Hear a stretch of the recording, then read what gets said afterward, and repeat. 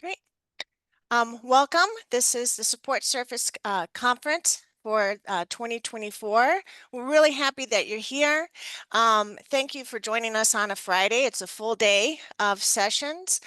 This is the only conference I know of that is directly, directly for those people like us that are maybe the first people that meet a student, interact with them, offer testing, do data entry, and so on. So we created a whole bunch of different sessions. There's four, this is the intro session, but after that we'll have 4 hours of sessions, and within each hour, 3 different options for you to choose from. With today's link to join this session, you would have received an agenda, and we'll show that at the end as well. And in case you didn't get it, we'll also drop that link in the chat again too. Don't worry if there's a session you don't want to see or can't see and do want to see later, you can always see that on the YouTube channel. And I'll be sharing this information out next week as well, along with an evaluation. Okay, any feedback you give us is more than welcome. If you have session ideas, it's very important for us to hear those because we want to make sure that you feel supported and have the resources you need. Okay. So my name is Rachel Stiglitz. I am the SPARC Committee Conference Chair this year. SPARC is a Support Professional Advisory Resource Committee, and it's open to everyone statewide. So next slide. So what do we do? Well, we do monthly meetings via Zoom. They're typically on the second Tuesday of every month for about an hour. During those meetings, we get updates from the staff as well as local programs. We network, we lend support to each other, and we do advise the state when requested on issues that do impact adult education. And we plan the yearly support conference, okay, the support service conference. And how do you join? You contact me. Now that's a long email address. Don't worry. As I mentioned, you're going to get an evaluation early next week, along with some other information pertaining to the conference. And you can just let me know if you'd like to join. We'd love to have people from throughout the state so we know how to continue to support each other. Okay, thank you. Next slide. Thanks, Rachel. This is Marty Olsen. I am a state assessment trainer, and I work for Southwest ABE, who holds the Supports Network assessment training grant. So one of the things that we do, in addition to assessment training, is to support this conference. So we're all excited to be here and want to welcome all of you to the day today as well. I will, could you go to the next slide, please? Okay, so one of the new things that we're doing this year is support services coffee breaks. We did have one already, just to kind of a test run, talked about some beginning literacy learners and the use of steps. And we have some exciting news about that, about the steps and the beginning literacy learners. So if you attend my session today, you'll learn a little bit more about that. So we are doing these coffee breaks the third Friday of each month, about 10:30 in the morning via Zoom. And some of the future coffee breaks that we do have planned would be the CASAS blueprints for teacher planning. CASAS provides a lot of information, and we want to make sure that you're all aware of what you can do to help your teachers. We'll talk about best practices for intake at another coffee break, and we'll talk about CASAS e-testing, many more things. So as we get these things started again after the first of the year, we would like to we'll invite you to register via a link which will show up in the Minnesota ABE Connect. Next slide, please. I think I'm going to pass it off to Brad. Thank you so much, Marty.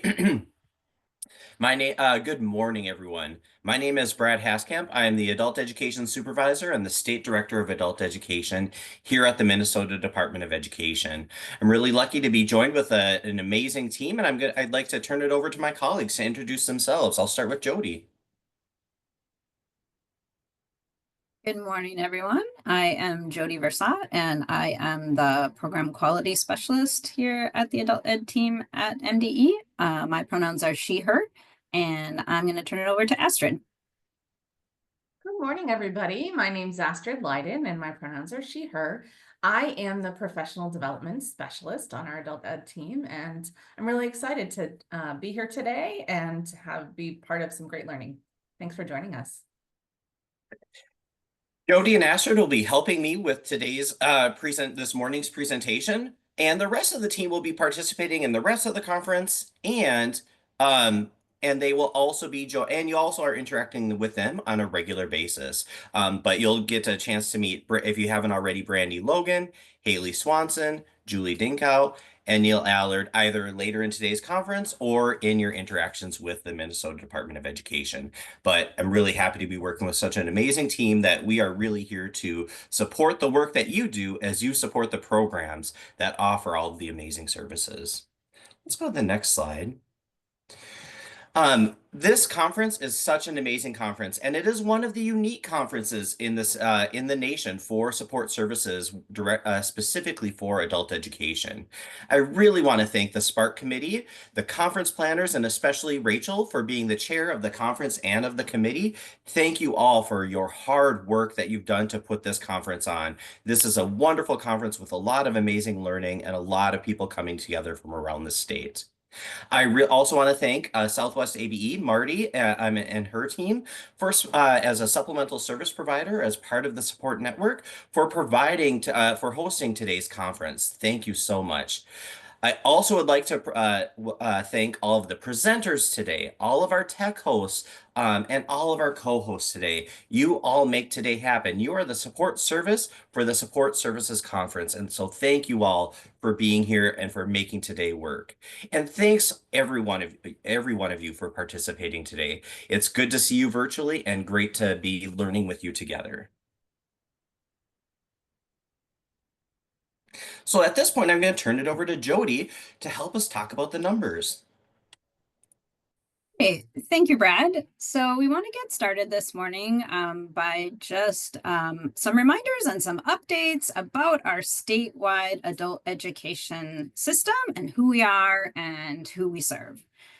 So our statewide system is made up of programs all across the state of Minnesota. We have 39 consortia, 39 grantees. They are organized into regions, which are the different colors on this state map here. Within those consortia, we've got more than 90 different providers or different organizations that provide adult ed programming. And those providers have classes and programming at more than 300 sites across our state that are located in many different kinds of physical locations like schools and correctional facilities and in-state campuses, and also, of course, online. When we think about the people in our system, of course, the reason our system exists and the work that we do is in service of our students. So in last program year, 23-24, statewide, we served more than 56,000 students. We had in our system more than 1,200 paid staff. And you can see the breakdown into those three categories of staff are what we have to report federally. That's why we categorize them that way. If you're good at math, you might realize that those three numbers for teachers, counselors, and administrative staff add up to more than 1,200 folks, but that is because there's some duplication, as you probably know. Some people play more than one role in our system. And then we do have statewide almost 1,500 volunteers that also help us run our programs. Some information about student contact hours. I know that we are all quite aware and cognizant of student contact hours, partly because they tie to our funding. So we just wanted to give you a sense of what contact hour trends look like, both statewide and over the last several years.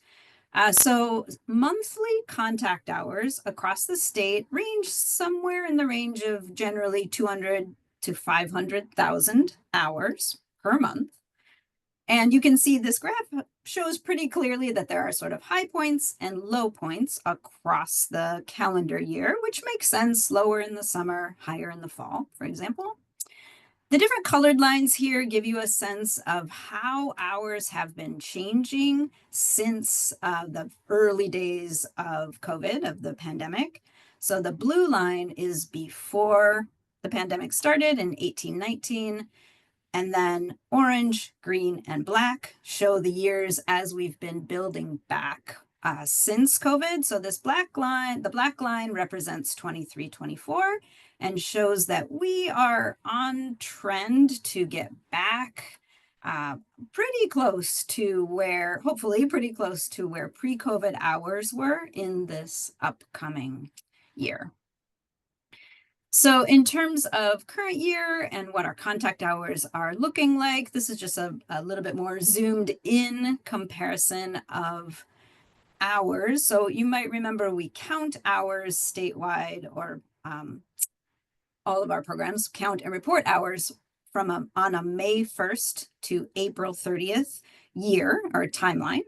So if we start with May 1st of this year and we look at our monthly hours and compare them to last year, we can see that this year, 2024, from in the 5-month period from May to September, we've got about 1.4 million hours statewide.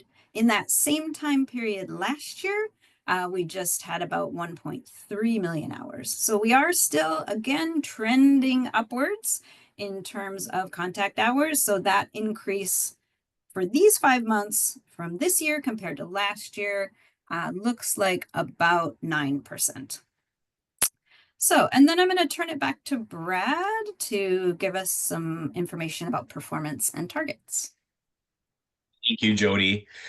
So here you can see on the screen our Minnesota reported performance and comparing them to our targets. On the screen, the left column are our indicators according to the Workforce Innovation and Opportunity Act. And so you can see that we have 5 major indicators that we report to the federal government at a statewide level each and every year. That report is due October 1st. Many of you are familiar with measurable skill gains, and that's the one that you can see most closely. It's important to know, though, that there are 4 other indicators that we report at the state level. And for the employment and wage outcomes, or median quarterly earnings, we report those back to you at a consortium level, but we are unable to provide those at a provider level. But you can see, and then the next column, the yellow one, is our 23 report, the one that we submitted October of 2023. The green column is our most recent the report that we submitted to the federal government, and that was on October of 2024, looking at our 23-24 students for measurable skill gains. We saw, actually, interestingly, a decline in measurable skill gains year over year. Less than 1%, but still an interesting decline. We also saw a decline in employment rate Q2, meaning 6 months after exiting adult education, and Q4, 1 year after exiting adult education. So, and those declines were a little bit more, were more noticeable, 3 and 4 points, percentage points each.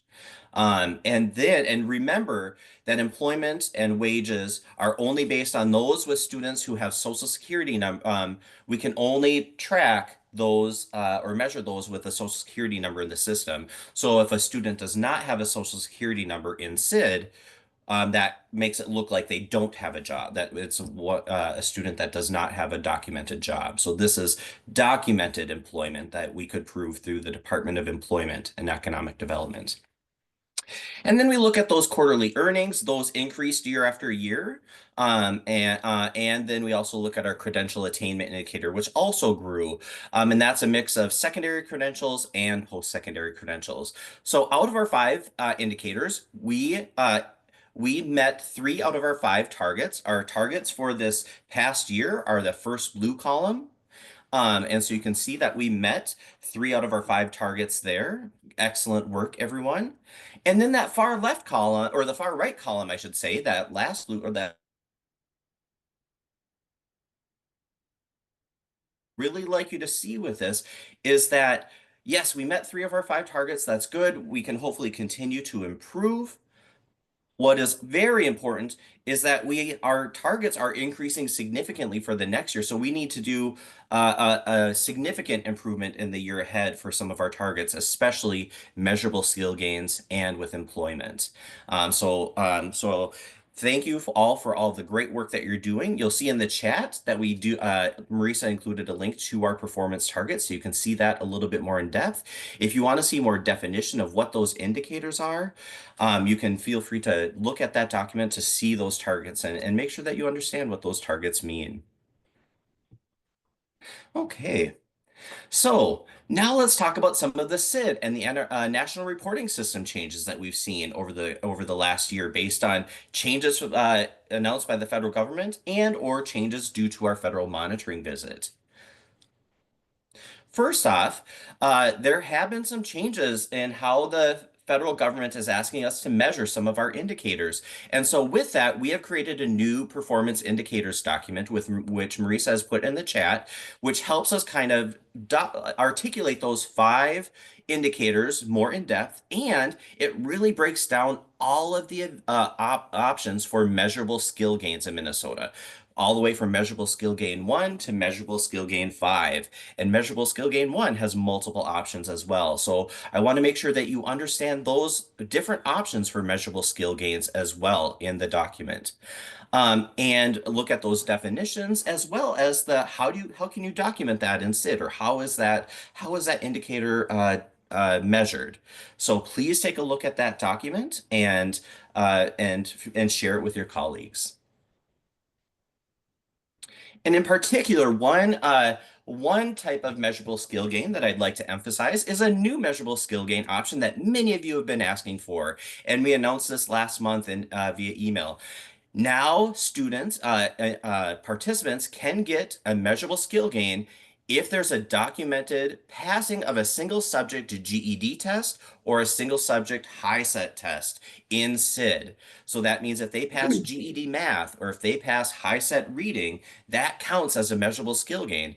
Now, it's important to know that you, as at the local program level, need to be entering those individual subject tests, single subject tests into SID. And tests starting as early as July 1, 2024 can count for this year's measurable skill gains reports. And they will show in SID on the reports.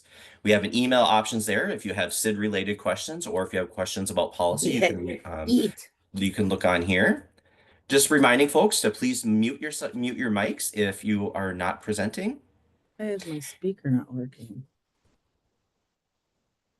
And then we can see here's how it looks in SID. So first, if you don't see those GED 2014 or HiSET subtests in your test menu, you'll need to add them. And so there is a help center article in which you can add those, where you can add those tests in so that they are an option. And then if you enter a passing score on a single subject GED test or a single subject HiSET test, that will automatically count on your reports for an MSG 1D. Let's look at those reports and how they look on the next slide. So if you're pulling up your level gains, MSGs, and post-test rates report, you will see a new column added that is MSG 1D. And you can see the students that have earned a measurable skill gain via passing a single subject HSE high school equivalency test. And it's important to know, with these new options for measurable skill gains, it's important to remember that a missing all of participant it.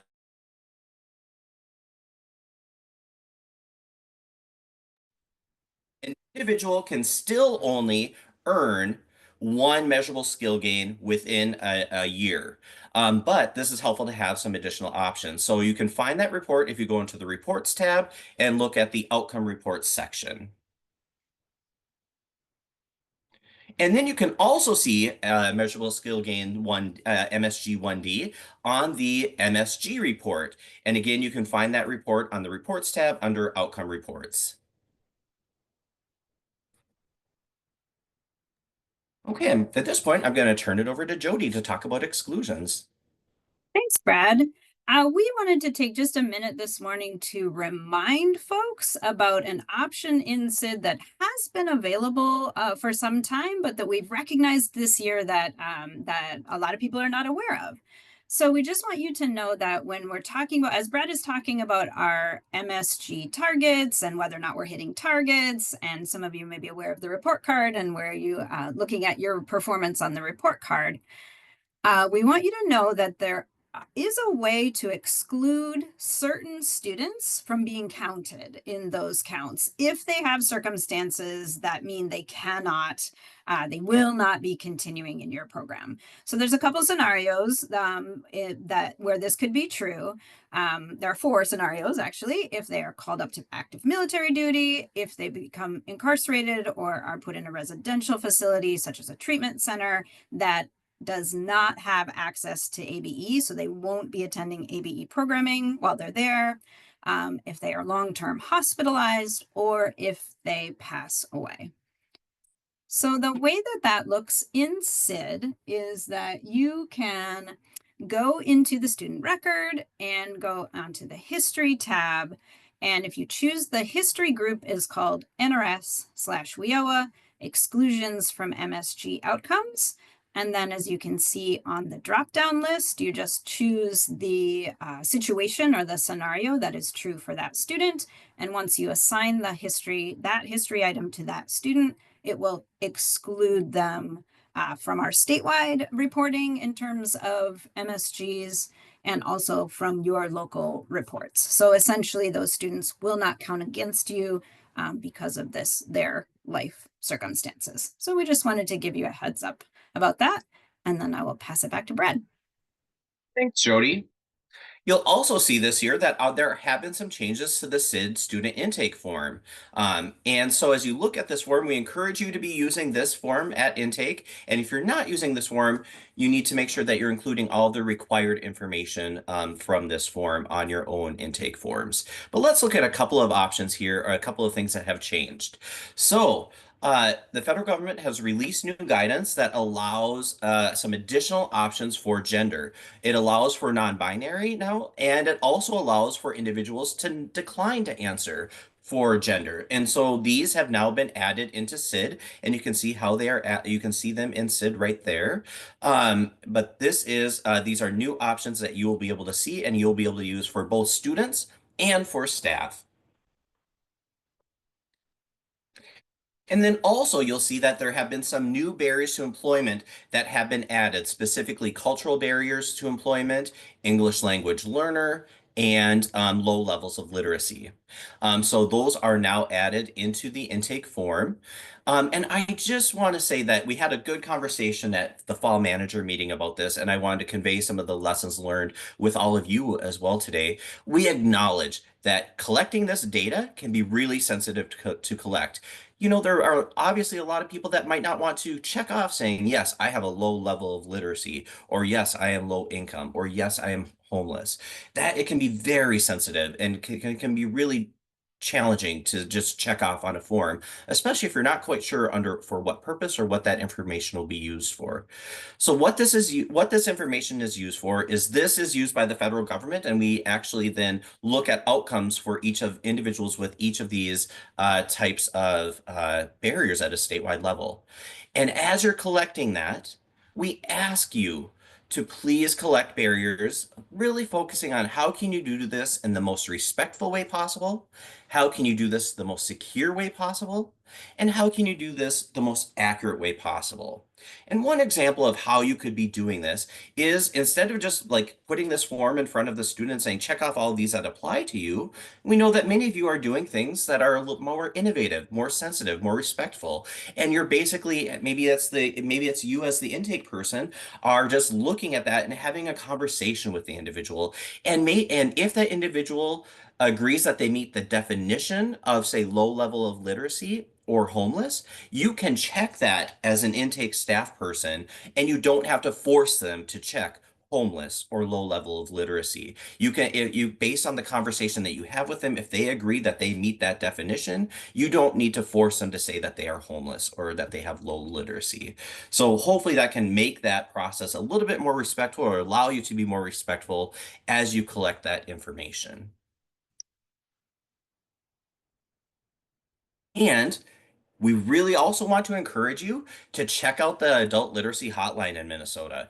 The adult literacy hotline is used by a lot of people, including by many potential students that call us at the Minnesota Department of Education, and we refer them to the hotline. We want to make sure that your programming, your classes, your site information is all accurate on here. So please check out the adult literacy hotline, check out the information on your program sites, on your classes, and make sure that all of that is accurate. So please take a look at that, and you can see that Marisa has included a link to the hotline in the chat. Okay, well, at this point, I'm going to turn it over to Marty to talk about some testing updates. Marty. Thanks, Brad. So just taking a look at the information that's here on the screen, TABE has had an approval for their 13-14 forms. We are still waiting to see those forms, so it's not approved for use in Minnesota yet. But it will be, or we will be looking at it as soon as we have access to the test. The TABE 13 and 14 was approved for 3 years, for a period of 3 years through June 20th of 2027. So TABE 11-12 is still available, and it's approved through June 30th of next year.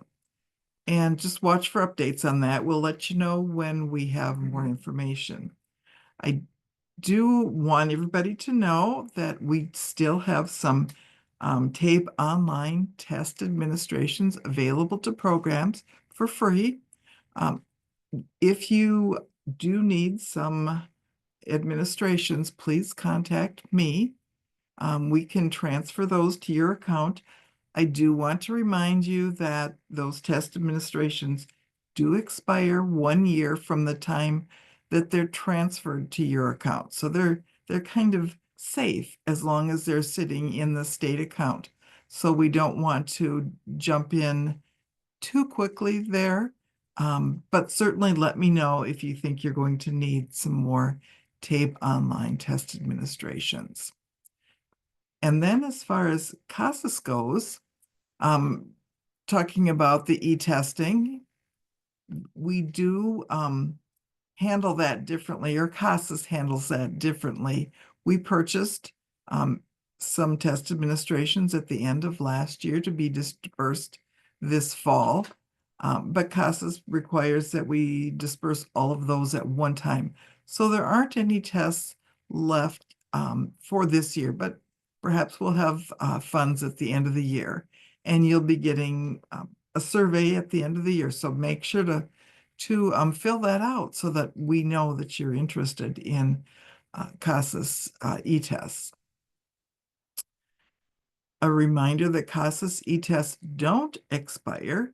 So once you purchase them and they're in your account, they're good for as long as you're using e-tests.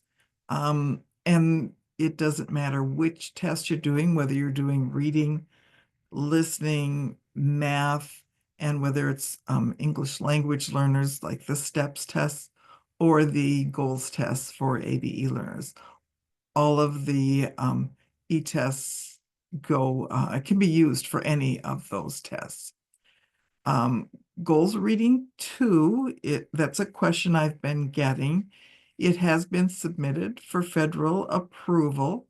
We're waiting at this point to hear. Generally, those approvals come in the spring. So for right now, you can continue to use CASAS reading goals. That's been approved through the end of June. And if there's any updates on those approvals, we will certainly let you know. And possibly some of those may have to be extended as we're waiting for approval to come. But that's information that you can get out of the Minnesota ABE Connect. That should do it for testing. Thank you, Marty. One other thing about tests, as new tests are being onboarded and approved by the federal government and for Minnesota adult education, thus added to our assessment policy at the state. We will then review those, working with SPARC and working with our SID staff and working with our test trainers to evaluate those tests and then determine whether or not they will be approved for use, and then adding those approved tests and approved scores to the high school equivalency GED or HiSET age waiver. And that would be specifically for condition F. This is our revised age waiver form that is on the Minnesota Department of Education website. And so, for example, people have been asking about CASA's Math Goals 2. CASA's Math Goals 2 is using that same minimum score as the CASA's Goals Math on the form. So you can continue to use that and use the CASA's Math Goals 231 score, just like you could for the CASA's Goals Math. What was 1? So 231 is still that approved score. And at this point, I'm going to turn it over to Astrid to talk about our Adult Education Support Network. Thank you, Brad. So we are very fortunate in Minnesota to have 3% of our state adult education funding a network of grantees, providers that are out there to support you and the work that you do. So we have 6 organizations currently that offer a variety of services to Minnesota AV programs and staff. So we wanted to just take a couple of minutes here to remind you about those services and just do a little quiz to see how much you know about your support network and the services you can access through them. So we'll start with an easy one, hopefully. Which support network provider organizes this support services conference and also provides that training on CASAS and TABE assessments? You can put your answer in the chat. Who do you access for these services?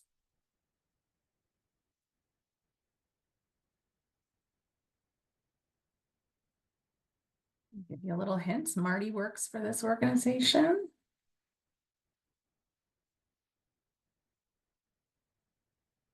Great. Seeing some responses coming in now. Southwest ABE is the support network provider you can go to access your test training, to get involved with SPARC, and of course, to participate in this conference and other professional development for support staff.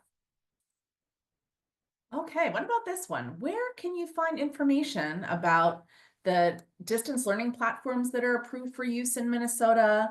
And where can you access technology trainings?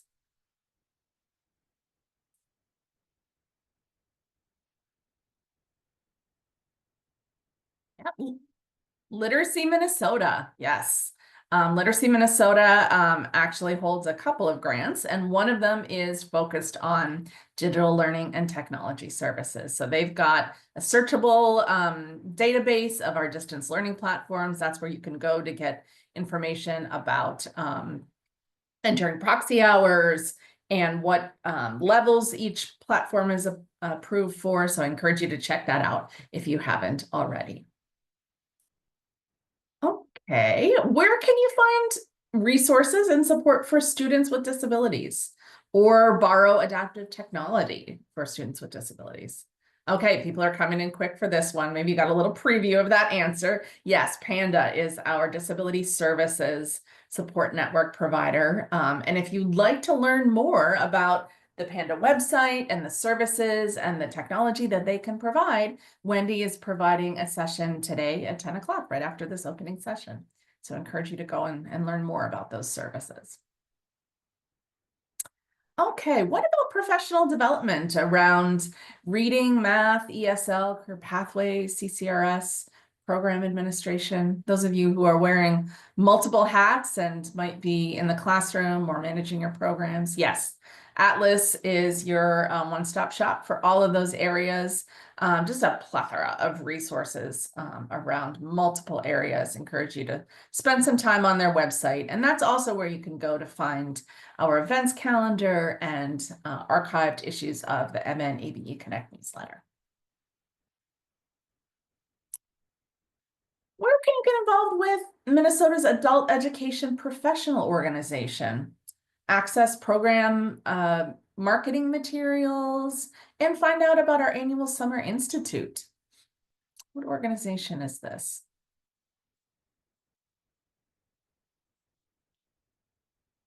We have you stumped. They also do advocacy work for Minnesota Adult Ed. Yes, that's right, Jeff. Literacy Action Network is our state adult education professional organization. They do so much work on behalf of adult ed, so encourage you to become a member if you are not. They've got some great marketing materials, including photos of students from Minnesota adult education programs that you can use in your own materials for free. And of course, they host our annual Summer Institute. What about if you want to find volunteers or volunteer training for the volunteers in your program? Access the Adult Literacy Hotline, which of course, you know, is our way for students and providers to look for programs. Or SID, our statewide database for adult education programs. Yes, Literacy Minnesota. So as I mentioned, they provide services in 2 different areas. The other area here is our volunteer and outreach services. So if you want to find volunteers, if you need to get your volunteers trained, you can send them to Literacy Minnesota. And of course, this is the place where you can go to access the Adult Literacy Hotline. And then finally, where can you go to learn more about equity efforts in Minnesota adult education? And see results from a statewide racial equity survey.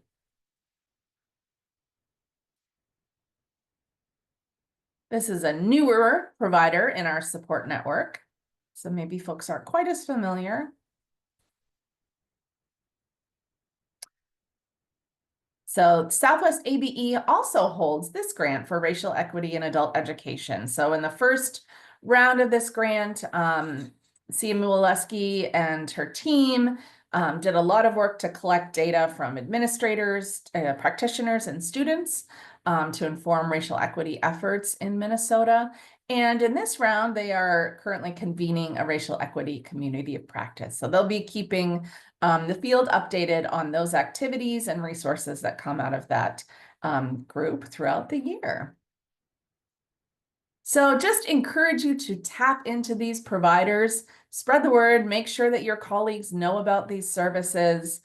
This is a really unique feature in Minnesota adult education, and we just want to make sure that everybody is accessing the resources that are available to you.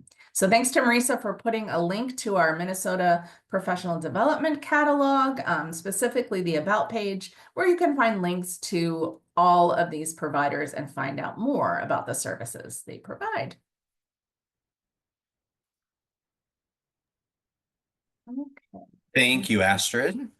And as we go forward, we want to make sure that you are able to stay connected, stay informed of all the information happening in our adult education system. So if you're not already signed up for the Minnesota ABE Connect newsletter, which comes out either once a week or every other week, depending on the time of year, please sign up for the newsletter. Marisa put a link to the Atlas website where you can sign up for the newsletter and get your name added. Please make sure you're receiving that information. Such a rich amount of professional development opportunities and news about our system coming through that newsletter. So check it out. We also want to make sure that you can look at the Atlas website for any upcoming events as well. So that is that Atlas events website is also a page that's really helpful as well. So you can see what is coming up and what's happening. Okay. Thank you all. Support services, whether you're providing intakes, whether you are entering data into the database, whether you're providing assessments, whether you whatever support role you have within the adult education system, you are the backbone of our system. You make it all work. You make it all successful. You are like the structure of and the logistics of our adult education system. And I really value each and every one of you, the roles that you play within your program, the support that you provide, and just how you really help make learners learn, how you help them learn, how you help them advance, how you help them achieve their education goals and their career goals, even if you're not in front of the classroom. You play a vital role to our system, and I really value your contributions to making the system work efficiently and effectively. So thank you all for your wonderful work in our system. Okay. Okay, I'm here again very briefly. We don't have too much time to wrap this up, but just another plug for SPARC. You can join us. We're welcome to anybody throughout the state. Your ideas are always welcome, so we can provide additional resources to our support staff. Okay, next slide. Thank you. So this is the agenda I mentioned earlier. You guys, we're going to drop it in the chat again, but you should have received it with the Zoom link for this meeting as well. We have on the hour 10 o'clock, 11 o'clock, break for lunch, 1 o'clock and a 12 o'clock session. Within each hour, there are 3 different sessions. Just hover over the join link, click on that to join that Zoom session. And then again, reminder, we are going to be sharing out the PDFs of the slides as well as any other additional materials in the participant folder that I'll share with you early next week, as well as upload the videos into the YouTube channel too. So if there's one session that you really want to go to, but you went to a different one, you can still catch it. Okay. And I think that's it. Anything else? If anybody has any questions, we just have like a minute. But I think we got a lot of questions answered in the chat as well. Okay. Well, thanks for joining us. We have a short break before our 10 o'clock session, and we'll see you soon. Thank you. Bye, everybody.